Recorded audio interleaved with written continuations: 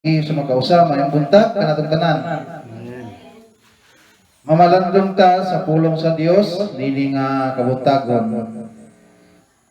Walay pulong sa Ginoo nga dili ikaayo sa matag usa kanato.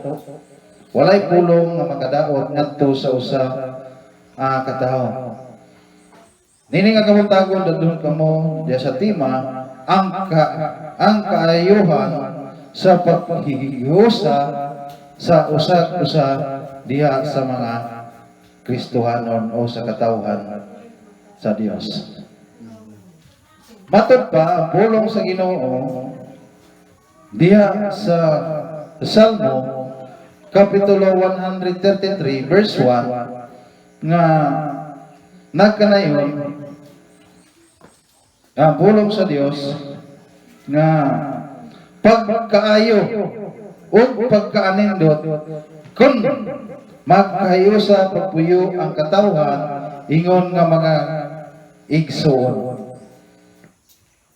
Ana nga ang pulong sa Dios ang tuting orasa padayon nga nagadasig nagaligon sa matag usa nato nga kinabuhi nga miingon ang pulong sa Dios pagkaayo o pagkaanindot kung maghiusa pagpuyo ang katawhan ingon nga magsuon. Bot pasabot nga diha sa ato ang pagkinabuhi, diha sa ato pagpangalagad, anaagyon ang pagkahiusa. Labaw sa tanan, diha sa ato ang panimalay. Nga anaagyon ang panaghiusa diha sa pagpangalaga diha sa Ginoo. Wala nga nindot paminahon sa kinabuhi sa usa ka pamilya nga anaagyon ang paghiusa. Uban nga pamilya labi na kanang wala nang alaga diha sa Ginoo. Adunay mga pamilya nga wala nahiusa. Ningon ta nga nagkabulag. Matod pa sa sinulat ni Haring David diha sa Salmo nga pagkaanindot ang pamuyo sa usa ka pamilya nga anaagyon ang panaghiusa. Bisan kita diha usa ka magtotoo anindot gihapon kaayo nga magkahiusa ta sa pagsimba diha sa Ginoo. Ingon nga katawhan diha sa Dios. Ana nga anaagyon kanunay ang kaayuhan. Ingon nga igsuon diha ni Kristo o ingon nga igsuon diha sa Dios. Ana nga anaagyon kanunay ang kaayuhan. Sa atong pagpangalaga diha sa Ginoo, wala kitay makuha nga dili kaayuhan, kundili kanunay gyud kaayuhan ang ato ang pagpangalaga diha sa Ginoo. Bisan diha sa ato nga kining panimalay sa atong pagpamuyo diha sa komunidad, gusto ta nga adunay kaayuhan kanunay sa ato ang kinabuhi nga walay dili kaayuhan nga madawat na to. Mana nga ang kayuhan sa usag-usa diha sa mga Kristohanon. Ato kinang kuha kanunay sa matag usa nato nga kinabuhi. Adunay mga panambagon diha sa mga apostoles nga naghatag ng panambagon sa matag usa kanato. Ingon nga ang mga apostoles, ingon nga mga alagad sa Ginoo, giisip natan nila nga igsuon diha sa pagtuo. Mao nga ang usa ka mga Kristohanon aduna gyoy mga panambagon sa matag usa nato. Kay tungod kay dili sila buot nga adunay usa ka mga mituo mialaga diha sa Ginoo nga mahimulag diha sa Ginoo. Mao na nga gipangita sa Dios, gipangita sa matag usa kanato nga ana gyud kanunay ang pakighiusa.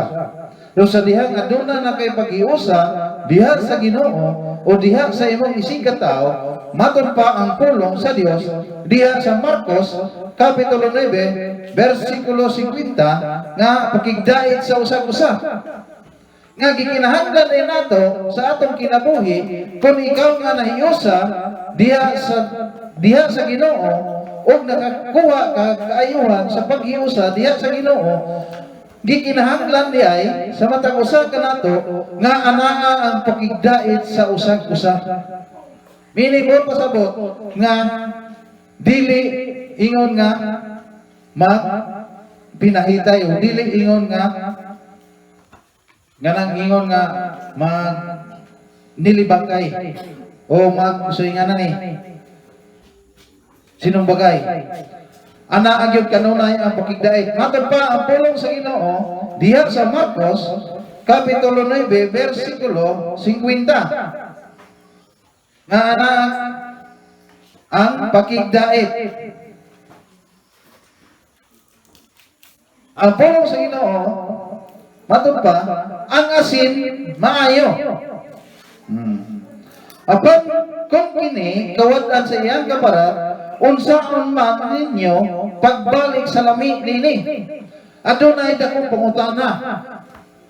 Nga gisambingay kini diha sa kinabuhi sa usa ka Kristohanon o usa nga nalagad diha sa Ginoo.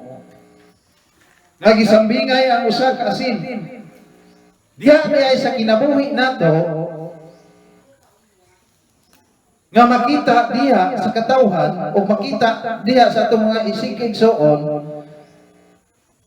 nga sa atong kinabuhi sa atong pagkamaayo gikumparar nga sama sa asin. Kung ang asin di ay kawat na siya sa iyang kaparat unsaon man. Apan kung kinikawat lang sa iyang kaparat, unsaon pa man ninyo pagbalik sa lami nini. Murag, dakong pangutana sa kinabuhi sa usa, matag usa ka nato. Kung ang usa ka tao, kung ang usa ka Kristohanon, kung walay pakigdait diha sa usa-usa, nga mingon nga unsaon pa man. Ninyo pagbalik sa lami sa dihang ang imong kinabuhi nini nga kalibutan na sa dihang mialagad ka sa Ginoo anaa gyud ang pagkamaayo nimo. O sa dihang makakita kag bikil sa imong isig ka tawo bisan tuod og dili Kristohano,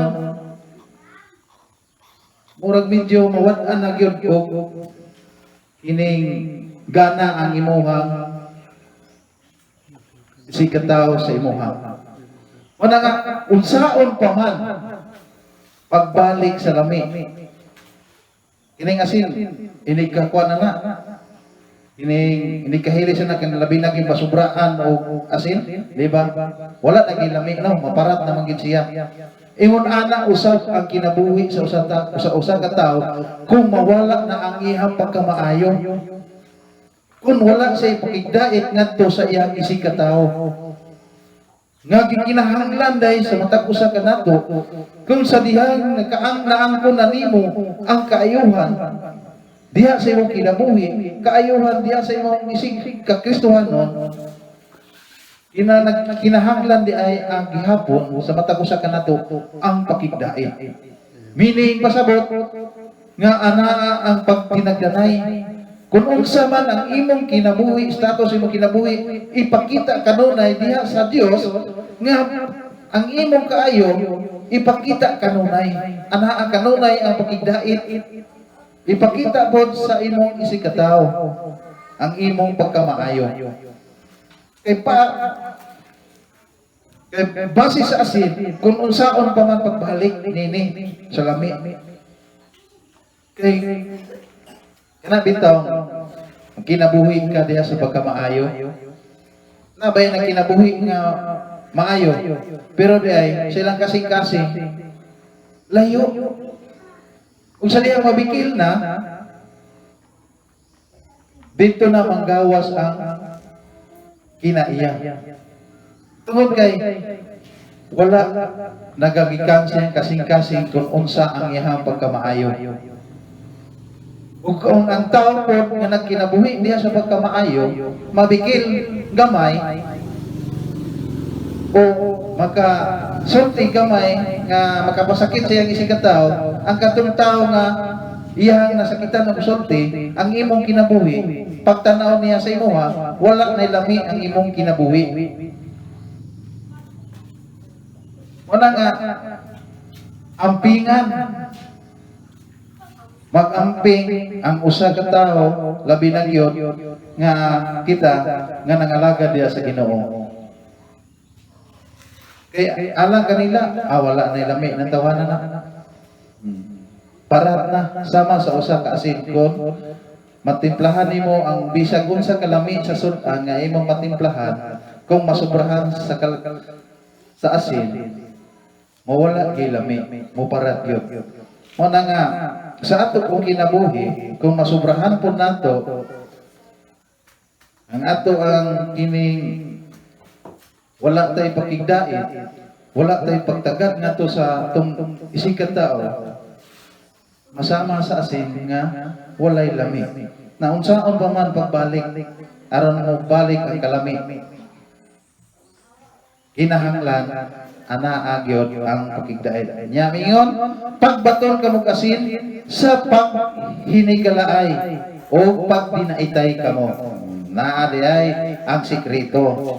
Anaa sikreto aron mobalik ang kalami sa usa ka asin ug sa imong relasyon ngadto sa imong isikat tao magbaton di ay ta o paghinigalaay o pagdinaitay sa matag usa kanato. Bisan man dili nato igsuon diha sa pagtuo, bisan man og dili kauban nato diha sa simbahan, gikinahanglan gyud ang pakigdait. Gikinahanglan pod di ay ang panaghigalaay sa usa. Kay kung wala kay higala, murag mingaw po no. Kaniadto bitaw sa diha ba ko sa nagkinabuhi wa diha sa kalibutanon, perting daghanan ako higala. Enjoy, bibo. Pero di ay kalibutanon dato, enjoy lang imong kinabuhi. Kay naa pa may imo. Obserbaran, tanawan ng uban. Akong giobserbaran, daghan akong ginikanan, akong amahan. Daghan kayo barkada. Kay maayo kayo makigdait sa tao. Sa diha nga sakit, wala na barkada. Pero alang nato isip nga usa ka Kristohanon, anaa gihapon ang pakigdait sa matag usa kanato. Anaa ang padayon ang panaghigalaay. Enjoy gihapon ang kinabuhi kun ang imong kinabuhi, ang imong mga higala, ang imong pakigdait ngadto sa imong isig ka magtotoo o igsuon diha kang Kristo. Ikinahanglan sa usa ka Kristohanon ang pakigdait. O sa diha agin nakigdait ka diha sa usa ka Kristohanon o ngadto sa mga tao na angkon na nimo ang kayuhan sa paghiusa. Ikaduha, ayaw na kamo pagpagutbot ngadto sa usa-usa. Dunay tao baya nga magpagulbol, magpagutbot. Niyon nga lain man na si Kuan, lain man na si Dikon. Iyahang higalaon ang kantora man suod kayo niya, kami wala man. Usa na siya nga magpagulbol, magpugutbot ang mga igsuon. Pero ang pulong sa Dios ningon nga ayaw na kamo pagpagutbot ngadto sa usa-usa. O pasabot nga iper pantay. nga walay mo reklamo. Matod pa ang Juan kapitulo 6 versikulo 43. Juan, nganong nakasulti si Jesus Christ nini nga matagusa nato mawala gyud magpagulbon. Matod pa ato ang pasahon diha sa Juan kapitulo 6 versikulo 43 atong sugdon sa 41. Ang mga taong nagpagulbol batok kaniya kay miingon siya, ako ang pan nga gikan sa langit. Ang 42 miingon sila, dili ba siya si Jesus? Si Jesus ang anak ni Jose, nakaila kita niya sa iyang amahan o inahan. Busak nga nung miingon man siya nga gikan siya sa langit. Si Jesus bito ba? Ayaw kamo pagpagulbol. Nakita ni Ginoong Kristo sa katawhan bisan tuod ang tao nga nakaila ngadto kang Jesus Christ, pero aduna pagyoy nagpagulbol nga nang dili sila mutuo. Nabitaw kining sa atong kinabuhi, sa kinabuhi ni Jesus Christ o sa kinabuhi usab nato atong ikuan ato ang kining sampol ang atong kinabuhi.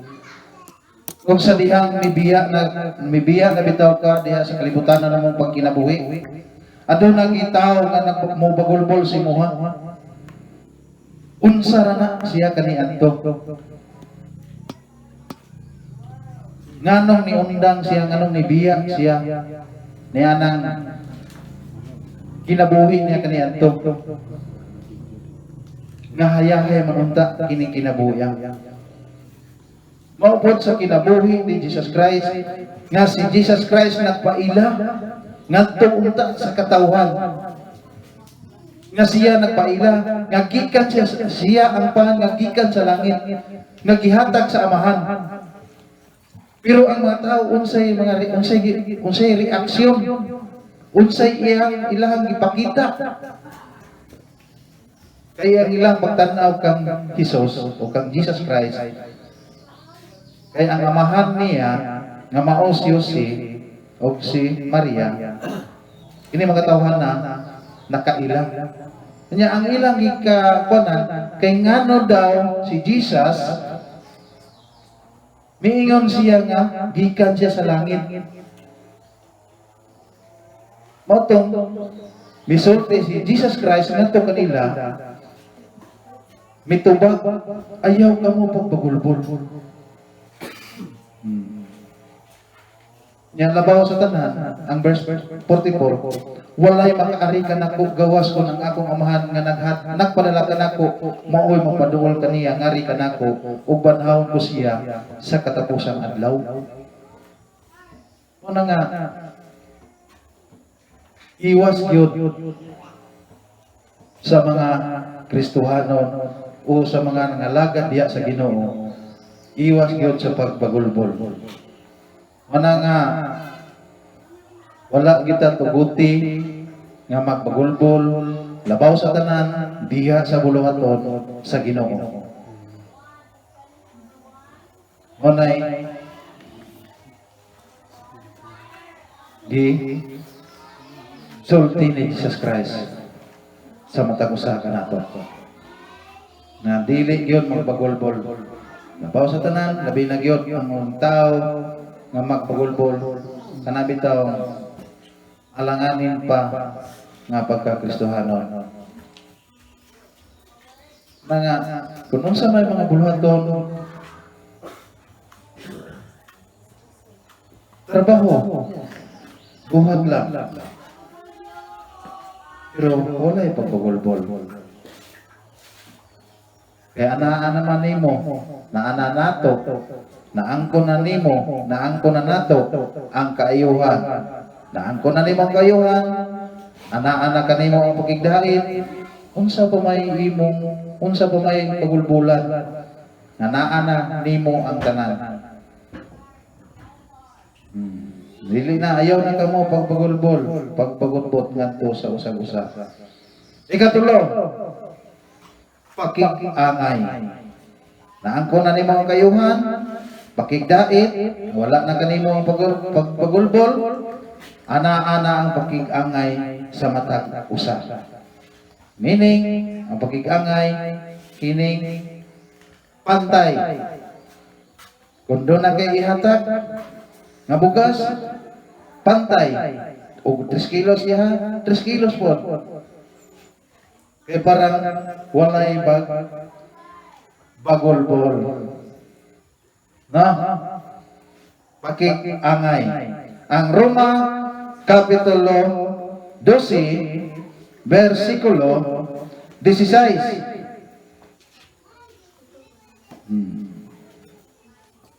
Roma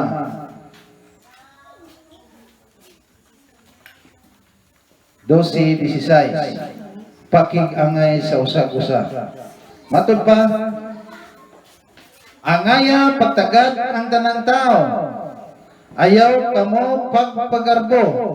Kundili dawata ang ubos nga puluhaton. Ayaw kamo pagpakamaalam. Ining ang usa ka Kristohanon kung nadawat na ang kaayuhan sa paghihiusa, nadawat na kanimo ang pakigdait sa usag-usa o anaa na usab sa atong kinabuhi nga ang pulong sa Ginoo angaya pagtagad ang tanang tao. Meaning angayon walay gipili, walay gipihid. Inirang ako ang tagdon kay kwartahan. Kini siya dili na kuno sa tagdon kay pobre. Ang pulong sa Ginoo angaya pagtagad ang tanang tao. Mapobre man, madato man, makabos man, maadunahan, angayon. Kay si Jesus pantay ang iyang pagtagad ngadto sa mga tao. Pero lang ang tao wala mo pantay pagtagad ngadto sa Ginoo. Pero alang kanato ingon nga mga Kristohanon ang ayon pagtagad ang tanang tao. Nya sa dihang gipantay na nimo, giangay na nimo pagtagad ang tao, ayaw kamo pagpagarbo. Ot pasabot sa dihang itabang ka do na kay usa ka tawo nga imong gitabangan unya nahamugaway mingon nga dili pa tungod nako dili unta na siya maingon ana pagpagarbo na, di ba? Nagpagarbo sa kaugalingon. Wa pa na ko na sa tabangi, dili unta na siya masinso. Ako hinuon na unsa nako. Mo na nga dili gyud magpagarbohon ang usa ka tawo.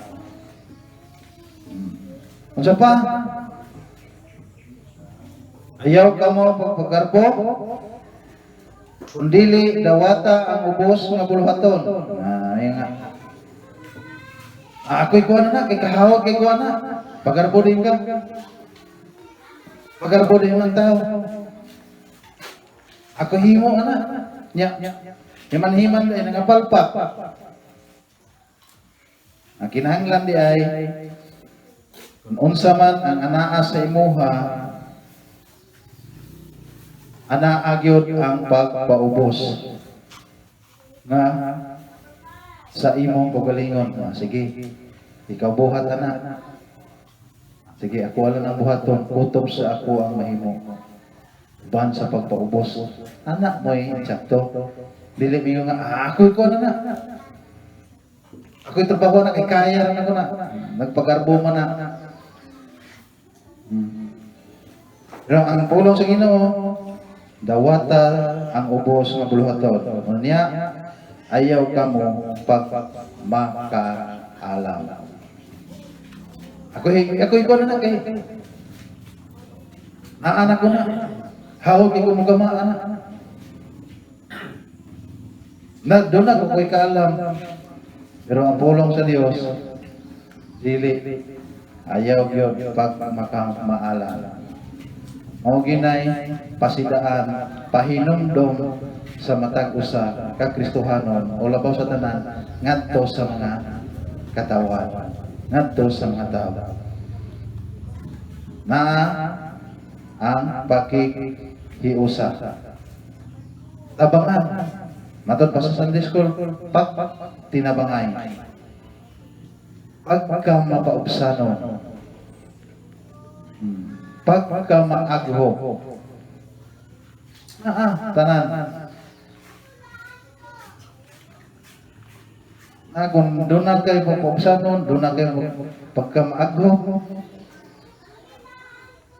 nato ni pakigangay, matagusa. Kung may hatag ka o kining 1 milyon nga to sa imuhang sikata, sila tanan, hatagi og 1 milyon. Walay gipihi, walay gipili. Mayon ka nga, kini lang imuhang 200 pesos kay naman kay kwarta.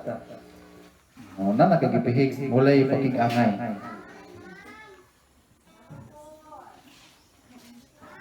Ikaw pa, pag tinambagay ang usa-usa, na ang pag tinambagay, labaw sa tanan, kanato nga ingon nga mga Kristohanon. Salamat sa Sunday School nga medyo murag na sulod po gamay. Nga to ang leksyon karon, leksyon sa Sunday School. Na ang pag tinambagay, ang Roma Kapitulo 15, versikulo 14. Pag tinambagay.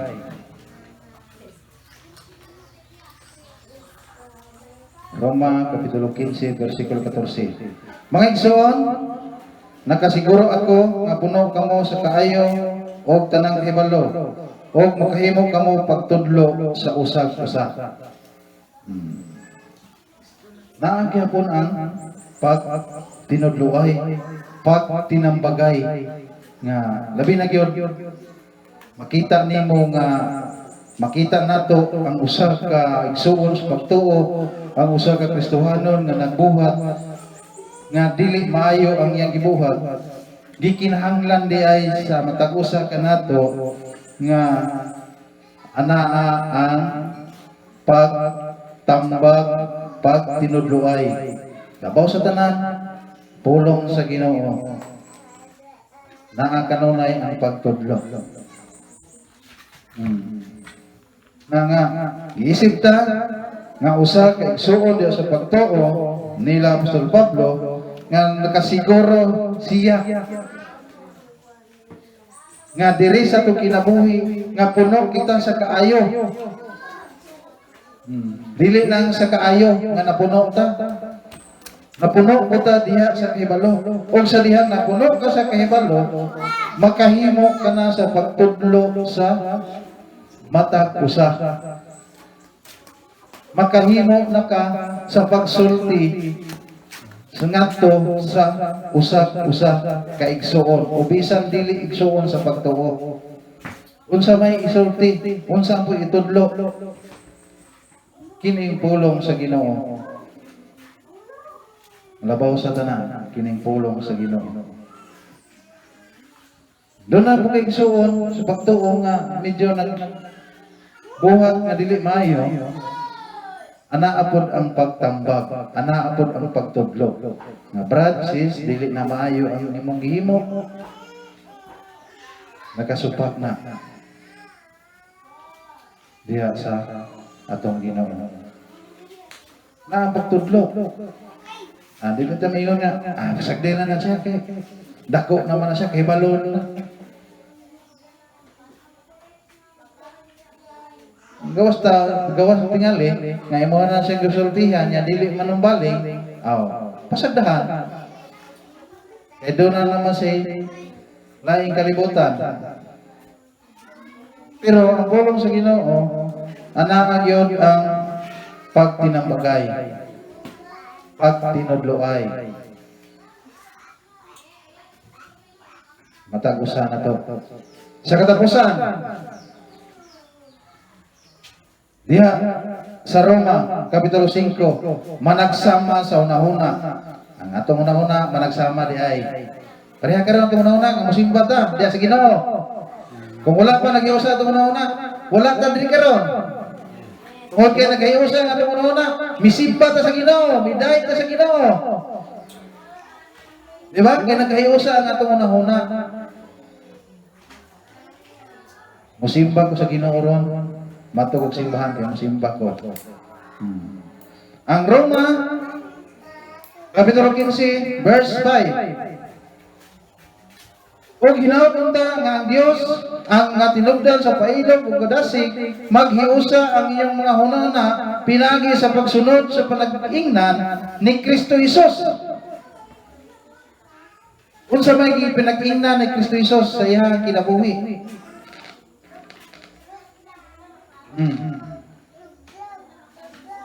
Nga hinaot unta nga ang Dios ang tinubdan sa pailog. Naa kag Jesus Christ ang tanan. Naa sa Dios ang tanan tinubdan sa pailog o kadasig. Kadasig. Ug labaw sa tanan anaabot kadasig nato sa pagpangalagad. Unya, sa dihang madasig na ang tao na anaa na ang pailog ug ang kadasig, magkahiusa ang inyong mga hunahuna pinaagi sa pagsunod o panag-ingnan ni Kristo, ni Hesus Kristo.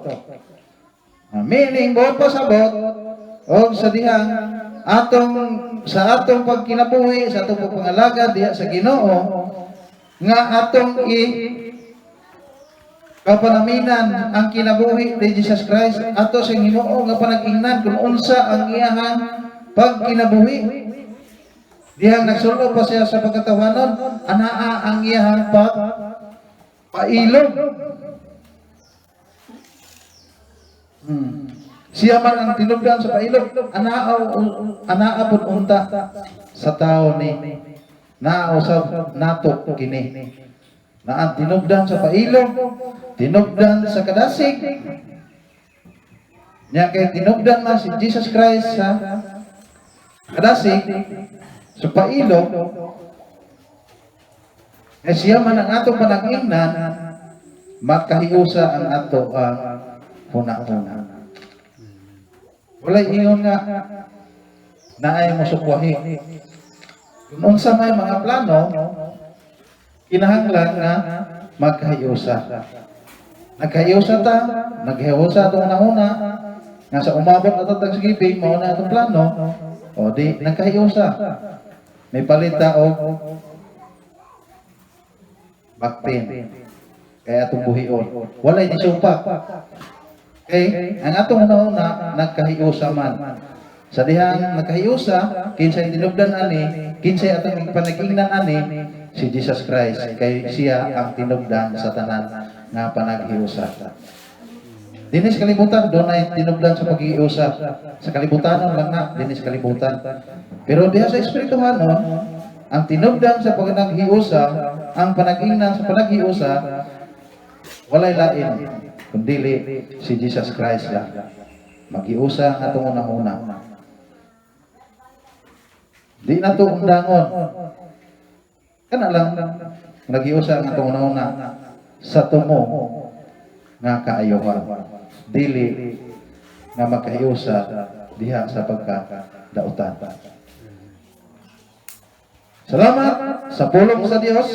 Nini nga kabutagon ang kahiuan sa paghiusa diha sa mga Kristohanon o ingon diha sa katawhan sa Dios. Tindog ta